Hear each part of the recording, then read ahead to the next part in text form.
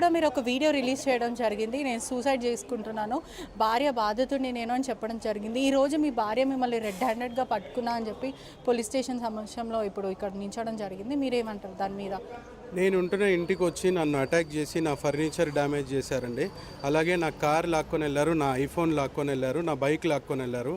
అక్కడికి వచ్చేసి నన్ను ఆ అమ్మాయిని కొట్టడం జరిగింది. మా పైన కారం జల్లి కళ్ళల్లో మమ్మల్ని రాడ్లతో కొట్టారు ఇందాక. అలాగే ఈ దగ్గర దగ్గర 10 నుంచి 15 మంది మా మీదకి అటాక్ చేశారు. నేను యాక్చువల్లీ చెప్పాలంటే నేను అక్కడ ఉండడం, నా వర్క్ చేసుకోవడం మాత్రమే ఉంటున్నాను. దానికి మించి ఏం లేదు. నా భార్య నన్ను 15 సంవత్సరాల నుంచి టార్చర్ పెట్టడమే జరిగింది.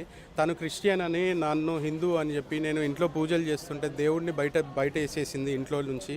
అండ్ అట్లాగే తనకి 2015లో ఒక అఫేర్ ఉంటే కూడా నేను దాన్ని బయట పెట్టలేదు. ప్రేమ అని ఒక అబ్బాయితో వెళ్ళింది నా 2 పిల్లలు ఉన్నప్పుడు కూడా. అప్పుడు కూడా నేను బయట పెట్టలేదు, ఎందుకంటే నా పరువు పోతుందని చెప్పి నేను బయట పెట్టలేదు. ఇప్పుడు కూడా తనకి వేరే అఫేర్స్ ఉన్నాయి, దాని గురించి అని నన్ను ఈ అమ్మాయితో అఫేర్ ఉందని చెప్పి నన్ను బయటికి రూమర్ స్ప్రెడ్ చేయడమే కానీ ఈ అమ్మాయితో నాకు ఎటువంటి సంబంధం లేదండి. గతంలో మీ వైఫ్కి అఫైర్స్ ఉన్నాయని మీరు చెప్తున్నారు, అప్పుడు ఎందుకని మీరు పోలీసులను ఆశ్రయించలేదు? లేకపోతే తన మీద ఇవన్నీ ఇప్పుడు చెప్తున్నారు, ఇవి రూమర్సా లేకపోతే నిజంగానే అఫైర్ ఉన్నప్పుడు మీరు ఎందుకు కంప్లైంట్ ఇవ్వలేకపోయారు? అప్పుడు అబ్బాయిని అండ్ ఈ అమ్మాయిని కూడా రెడ్ హ్యాండెడ్గా పట్టుకొని ఇంట్లోకి తీసుకొచ్చి వాళ్ళ రిలేటివ్స్ అండ్ నేను కూడా కొట్టడం జరిగింది. అబ్బాయిని కూడా పంపించేసాం. అప్పుడు నేను ఎందుకు పెట్టలేదు అంటే, జనరల్గా భర్త బయటికి వెళ్ళి భార్య పేరు చెప్తే నా పరువు పోతుంది, నా భార్యను బయట వేసుకున్నట్టు ఉంటుందని చెప్పి నేను చేయలేదండి. దానికి మించి ఏం లేదు తప్పించి అఫేర్ అయితే వాస్తవం. మీరు కాలనీలో వచ్చి ఎవరినైనా అడగండి, 2015లో ఏం జరిగింది, మెర్సీ ఏంజల్ ఎవరితో దొరికింది అని చెప్పి మీరు ఎవరినైనా అడగండి. అండ్ ఇప్పుడు కూడా స్టిల్ నేను మొన్న ఇంటికి వెళ్ళినప్పుడు కూడా ఒకసారి నన్ను పిలిస్తే నేను ఇంటికి వెళ్ళినప్పుడు కూడా నా ముందరే ఫోన్లోకి వెళ్ళి చాట్స్ డిలీట్ చేయడం, కాల్ లాగ్స్ డిలీట్ చేయడం, ఏందని అడిగితే నీకెందుకు అని అనడం, ఓకే, నా ప్రమేయం లేకుండా లోన్స్ తీసుకోవడము, బయటికి వెళ్ళి చేయడం, ఇవన్నీ జరుగుతున్నాయి. సరే, అప్పటికి నేను ఏమనట్లేదు. ఏ విధంగా ఇప్పుడు మీ భార్య చెప్తుంది కదా, ఇప్పుడు మీ భార్య చెప్తుంది రెడ్ హ్యాండెడ్గా నేను ఆ మహిళతో పట్టుకున్నాను. అసలు ఆ మహిళ ఎవరు, తను ఎవరు, మీకు ఆ మహిళకి ఎటువంటి సంబంధం ఉంది? ఆ అమ్మాయి పేరు ఉషశ్రీ అండి. నా ఆఫీస్లో అకౌంటెంట్గా పనిచేస్తుంది లాస్ట్ 1.5 ఇయర్ నుంచి. తను మంచి కొలీగ్ మాత్రమే నాకు, అండ్ మా ఇద్దరి మధ్యలో మంచి స్నేహం మాత్రమే ఉంది. మాకు ఎటువంటి రిలేషన్ లేకుండా కూడా మా వైఫ్ మా పైన అనవసరమైన పుకార్లు లేపి, అంటే గతంలో తనకి జరిగిన ఆ సంఘటన ఏదైతే ఉందో దాని గ్రడ్జ్ తీసుకోవడానికి మాత్రమే మమ్మల్ని అఫేర్లోకి వేసింది. అఫేర్ వేసి మా రెడ్ హ్యాండ్ గడ్ పట్టుకున్నామా అని చెప్పి వాళ్ళు చెప్పడం జరుగుతుంది కదా, ఫొటోస్లో మీరు అక్కడ ఉన్నారు అని చెప్పి తను అంటుంది కదా. మేడం, నాది ఆఫీస్, ఓకే, నేను ట్యాక్స్ కన్సల్టెంట్, నాకంటూ సెపరేట్ క్యాబిన్ ఉంటుంది. నా క్యాబిన్లో కూర్చొని మాట్లాడుతుంటే దాన్ని రెడ్ హ్యాండెడ్గా పట్టుకోవడం అనేది జరగదు. మీకు ఆ అమ్మాయికి ఎటువంటి సంబంధం ఉంది అంటే మీరు పెళ్లి చేసుకున్నారని చెప్పి మీ భార్య ఆరోపించడం జరుగుతుంది? వితౌట్ డివోర్స్ నేను పెళ్లి చేసుకున్నాను అనేది అబద్ధం అండి. మేమిద్దరం బయటికి వెళ్ళాము, బయట ఉన్నాము, ఎందుకంటే వీళ్ళ టార్చర్ తట్టుకోలేక వీళ్ళు చేసిన ప్రతి పనికి మేము బయటికి వెళ్ళాల్సి వచ్చింది. అంతకు మించి మేము పెళ్లి చేసుకున్నాము అవి ఇవి అని అయితే రూమర్స్ అండి. దీనికి మించి ఏం లేదు. అండ్ మోర్ ఓవర్ నా వైఫ్ పేరు మీద 60 తులాలు గోల్డ్ ఇచ్చానండి. 4 ప్లాట్లు నా వైఫ్ పేరు మీద పెట్టాను. నాకు నిజంగానే ఆ ఫేర్లు ఉండింటే నా వైఫ్ పేరు మీద నేను డైరెక్ట్ సేల్ డీడ్సే చేశాను. ఫామ్ హౌస్ తన పేరు మీదే ఉంది. నా దగ్గర ఒక్కటి కూడా లేదండి. ఇప్పుడు రామ్నగర్లో తను ఉంటున్న ఇల్లు కూడా నేనే కట్టించాను. నాకు కేవలం ఉంది నా ఐఫోన్ ఒకటి, నా బ్రెజా కార్ ఒకటి, నా హోండా యాక్టివ్ ఒకటి. ఇవి కూడా మార్నింగ్ నన్ను కొట్టి, అమ్మాయిని కొట్టి లాక్కెళ్ళారు. ఇవి నాకు అట్లీస్ట్ నాకు కావాల్సింది నా ఐఫోన్ అండి. దాంట్లో నా పాయింట్ ఆఫ్ కాంటాక్ట్స్, నేను ఎవరికైనా కాల్ చేయాలన్నా లేకపోతే మీ దగ్గర ఇప్పుడు మొబైల్ ఫోన్ కూడా లేదు. నా దగ్గర మొబైల్ కూడా లేదు. మొబైల్ కూడా మార్నింగ్ వచ్చి లాక్కెళ్ళారు. లాక్కెళ్ళి బయటపడేశారు. వస్తువులన్నీ పగలగొట్టేశారు. దానికి మించి ఇంకా నన్ను ఇంకెంత రోడ్డుకి లాగుతారో నాకు తెలియదండి. అంటే మీ భార్య కన్సర్న్ ఏంటి అని అంటే, అగ్ని సాక్షిగా పెళ్లి చేసుకున్న నేను ఉన్నాక కూడా ఇల్లీగల్ ఎఫ్ఐఆర్ ఎలా పెట్టుకుంటాడు అని మీ భార్య క్వశ్చన్ చేయడం జరుగుతుంది. అయితే నేను దీనికి ఒకటే అండి, 2015లో ప్రేమ అనే అబ్బాయి ఎవరైతే ఉన్నారో, మరి అగ్ని సాక్షిగా నేను పెళ్లి చేసుకున్నప్పుడు నీకు 2 పిల్లలు ఉన్నప్పుడు నువ్వెందుకు వెళ్ళావు?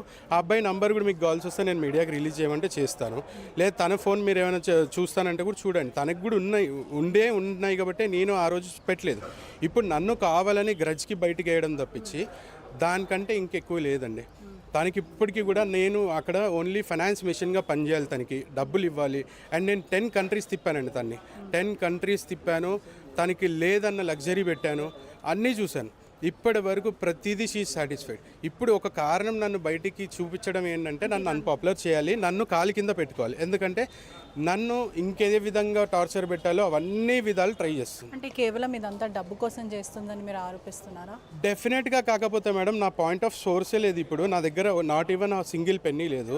తన దగ్గర 60 తులాల బంగారం, 4 ప్లాట్లు, నేను కట్టించిన ఇల్లు, నా ల్యాప్టాప్, నా ఒరిజినల్ పాస్పోర్ట్స్, ఆధార్, బట్టలు కూడా ఇవ్వలేదండి. మొన్న చిక్కడపల్లి పోలీస్ స్టేషన్కి వెళ్ళి బట్టల గురించి నాకు ల్యాప్టాప్, నా వెహికల్ ఇప్పించిండంటే భార్య తీసుకుంది కదా అని ఆన్సర్ చెప్పి పంపించేశారు. నాకు ఇప్పుడు బతకడానికి కేవలంగా నేను ఇప్పుడు ఉంటున్న ఇంట్లో ఒక సిస్టమ్ పెట్టుకున్నాను, అక్కడ నుంచే మేము పని చేసుకుంటున్నాం, అది పగలగొట్టారు. ఇప్పుడు నాకు బయటికి వెళ్ళడానికి కూడా డబ్బులు లేవు, అన్నీ లాక్కుంది. ఇప్పుడు అతనికి డబ్బే అవసరం లేదన్నప్పుడు ఆ ప్రాపర్టీస్లోకి వెళ్ళి అట్లీస్ట్ నాకేమైనా ఇచ్చి, సరే బయట ఉన్నావు కదా బతకడానికి ఏమైనా ట్రై చేయని హెల్ప్ అయినా చేశారు. ఎవరు అన్నీ లాక్కుంది, ఇప్పుడు ఏం లేవంటున్నారు. 60 తులాల బంగారం ఇంట్లోకి వెళ్ళి పోయింది అంటున్నారండి. పోయింది అన్నప్పుడు ఒక తులం బంగారం పోయిందంటేనే కంప్లైంట్ ఇస్తాం. 60 తులాల బంగారం పోయిందని ఒక లేడీ అన్నప్పుడు తను వెళ్ళి కంప్లైంట్ ఇస్తుంది తన గోల్డ్ గురించి. ఇప్పటివరకు కంప్లైంట్ లేదు, నేనే వెళ్ళి ఇచ్చా. ఆ కంప్లైంట్ ఇచ్చిన క్రమంలో మా ఫ్యామిలీ వీళ్ళ ఫ్యామిలీ గొడవ జరిగింది. ఆ గొడవ జరిగిన టైంలో వీళ్ళ హస్బెండ్, కుషా వాళ్ళ హస్బెండ్కి ఫోన్ చేసి వీళ్ళిద్దరు ఇల్లీగల్ రిలేషన్లో ఉన్నారని చెప్పడం జరిగింది. ఆ అబ్బాయి ఈ అమ్మాయిని బయటికి పంపించడం జరిగింది. మేము బయటికి వచ్చి మేము బయట ఉంటున్నాం అంతే తప్పించి మాకు ఎటువంటి తను అంటున్నట్టుగా పెళ్లి చేసుకున్నామని కానీ లేకపోతే ఇంకేదో ఉంది. ఇవన్నీ ఆరోపణలు అంటున్నారు, మీకు ప్రాణహాని ఉందని చెప్తున్నారా? డెఫినెట్గా ఆరోపణలే మేడం. ఇప్పుడు నిన్న వచ్చి అటాక్ చేశారు, ఈ రోజు అటాక్ చేశారు. ఇప్పుడు మా మదర్ దగ్గరికి వెళ్ళి శివం రోడ్లో తను వాళ్ళకి ఎటువంటి పాయింట్ ఆఫ్ కాంటాక్ట్ లేదు. మా మదర్ ఇండిపెండెంట్గా ఉంటుంది. మదర్ కూడా సపోర్ట్ చేస్తుంది ఆల్రెడీ అని చెప్పి కాదు మేడం, సపోర్ట్ ఏ విధంగా చేస్తున్నారు? ఇప్పుడు అబ్బాయి బయటికి వెళ్ళాడు, తినడానికి డబ్బులు లేవంటే డబ్బులు వేస్తే నువ్వు డబ్బులు వేసావా అని చెప్పి కొట్టడం అన్యాయం కదా.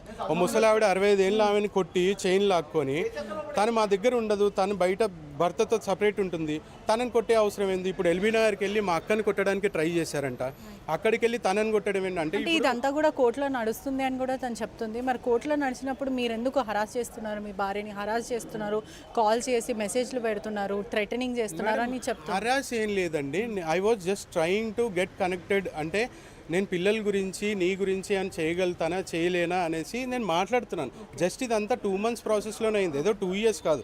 2 monthsలో మేము సార్ట్అవుట్ చేసుకుందామని నేనేదో మ్యూచువల్గా నేను ముందరికి వెళ్తుంటే తను దాన్ని అన్ని బయట పెట్టి హరాస్ అంటుంది తప్పించి, దానిలో హరాస్మెంట్ ఉంటే తను అప్పుడే ఇమీడియట్గా పోలీస్ స్టేషన్లో పోలీస్ కంప్లైంట్ ఇవ్వాల్సింది.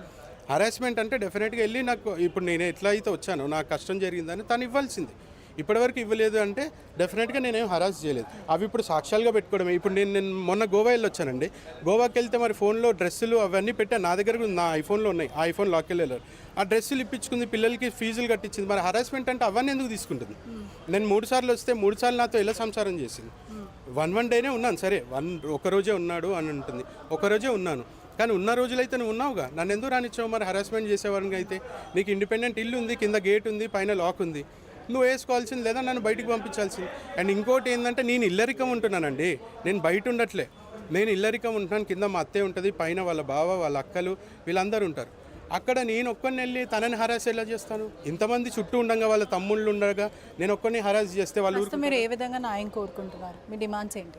మేడం, మమ్మల్ని ప్రశాంతంగా కొన్ని రోజులైతే వదిలేస్తే ఏదో ఒక నిర్ణయానికి వస్తాం. ఏంటంటే ఇలా ప్రతిరోజు వచ్చి కొట్టి చేసి మమ్మల్ని ఇలా ఆ అమ్మాయిని చంపే విధంగా కిందేసి తొక్కారండి.